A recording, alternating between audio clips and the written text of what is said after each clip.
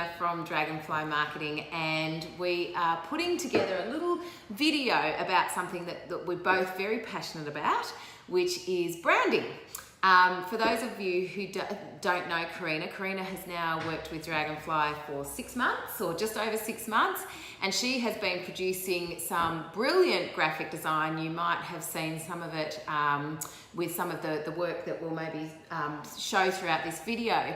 But we thought we would kick off the year by kind of talking a little bit more about branding, because both of us have kind of noticed that there's a lot of people who it's a bit confusing. It's a bit confusing thinking about a logo or an identity design versus what branding is. And I think the question is kind of, well, what is a brand? Like, what is a brand? Because most people think a logo is a brand, right? So a logo, you've got the Dragonfly icon and you've got the words Dragonfly Marketing, and that's a logo, but that's not a brand. So it's part of a brand, and it's a very important part of a brand, but it's not the brand entirety. So Karina, how would you explain, the difference, say perhaps, between a brand and a logo? So the difference between a logo or an identity and a brand, I'll just explain that. So the term logo is more of a trademark and a visual identifier. So a trademark or a logo isn't a brand itself, it's just more a symbol. Yes. And we were talking before about sort of maybe making it into a metaphor and using Jane as an example as a brand. Yeah. And so I would identify Jane's, let's say her face. So, she has only Jane has Jane's face, so that's how you identify Jane. But Jane, the brand, is more like Jane's whole personality, everything about her, the way that she speaks, her personality, the way she walks, the way she communicates, just herself. And that's the brand. That's the brand Jane, and then you identify the brand Jane with, let's say, Jane's with my face. Or in business sense, Dragonfly. Yeah. So I would say you're the face of Dragonfly Marketing. So like my logo is my face. Yeah, like your identifier. But everything about me Yes. that gives people an experience is my brand. Yes. Yeah. So just as an easy way to sort of explain it. Which I think is a really good metaphor to use to explain it. And certainly from a business point of view, so say for example you might have a really groovy little icon and a logo that you use. However, the brand itself is that, but it's also how the experience that people might have with your website. It's the experience that people will have when they walk into your shop or your office and they're greeted by your staff, and how your staff look and how your staff act. Is that consistent with what you've actually put out there in terms of your logo and your messaging? If your ads are saying certain things about your brand and what you stand for, is that what people are actually experiencing? Because that's all part of your brand. Yeah. And what we were talking about before is how do we define it? And we're just thinking about another example where, we've done some advertising, we've done some PR, maybe we spent 4 months on a campaign, but when maybe we're still talking about Jane the brand, someone meets her at a party and they've heard all these great things, through advertising and through someone else. And when they come to Jane, they say, "Oh, hi Jane, I hear you've got this big, great personality." That's branding. Because they've sort of been along the journey and now they're experiencing the product firsthand. And because that brand's kind of sunk in. So they've in the print ad that they've seen us saying, we are good at marketing, then they might have read a media article that says, Dragonfly are good at marketing because they won an award. Then they might get to the website and say, where it says, Dragonfly are good at marketing and this is what they can do.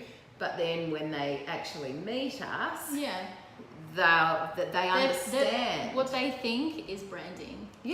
So, okay, because I've seen this and read this and heard this is what I understand you represent. Yes. And so if those brand touch points aren't consistent, they're not getting a consistent message about what you're all about. If the brand touch points are inconsistent, you may as well have different companies. It may as well be different messages about different companies, because nothing's working cohesively to kind of tell that brand story.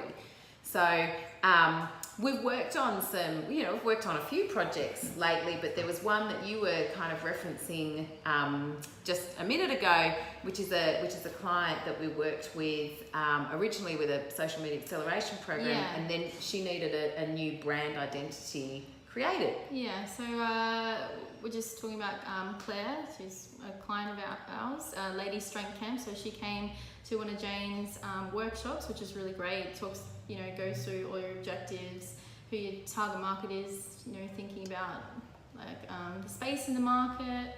Yeah, like what other competitors are there, what's unique about it. So this all came from the first session where we kind of set the game plan. And we talk about, what is it that you're trying to do with your business? And most importantly, and probably from the brand point of view, who is it that you're trying to appeal to? Who is that target audience? Who is it that we've got to reach out and engage with our marketing and our messaging and our branding and the photography that we use and the website that we use? Who is that's going to consume that and then take action? And I think that was a very good base for building a brand or an identity for her business. And and that sort of helps me as a designer get in the right headspace from that like idea generation and trying to think about, like why she's doing what she's doing and understanding what her passion is so it can kind of translate into something visual. So sort of talked about her brand being like she wants to build these strong women and this strong community of people, not just somewhere that they can go to maybe lose weight or I don't know, just have another fad sort of thing. Diet and exercise we just really program dove into sort of like what she was really trying to achieve, and so that's when we could go away and come up with something a bit like special for her and special for her niche business. So I think I'll put up some designs on the screen just as we're talking about it.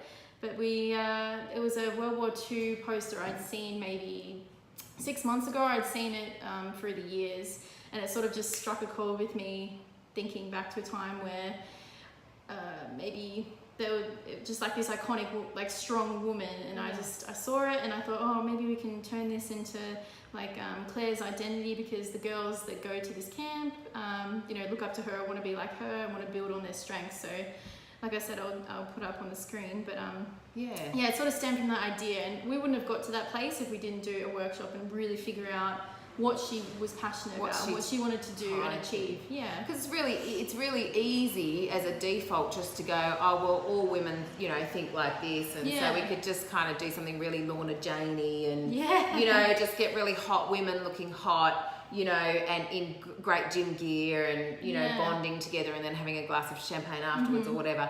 Whereas she wasn't about this, and neither was her customer. More importantly, the women that she wanted to engage with were women who craved strength and independence and camaraderie around that. It wasn't just I'm going to go to the gym because I know that I should be going to the gym.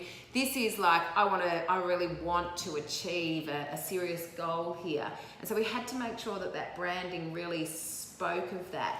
And that World War II kind of female represented that independence, and that that's a time when women really had to stand on their own feet and become strong and take on the masculine roles and those sorts of things. So we knew that resonated with what she was trying to say. And I don't think it's too. Then you'll see it. It's not too feminine or too masculine. We really wanted to have like a.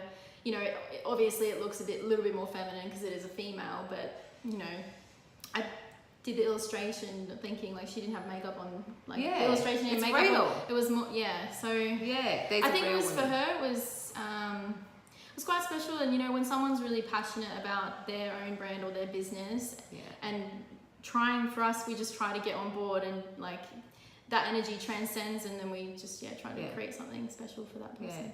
So we're going to make a few of these videos, so keep an eye out, and we'll be back with some more branding talk.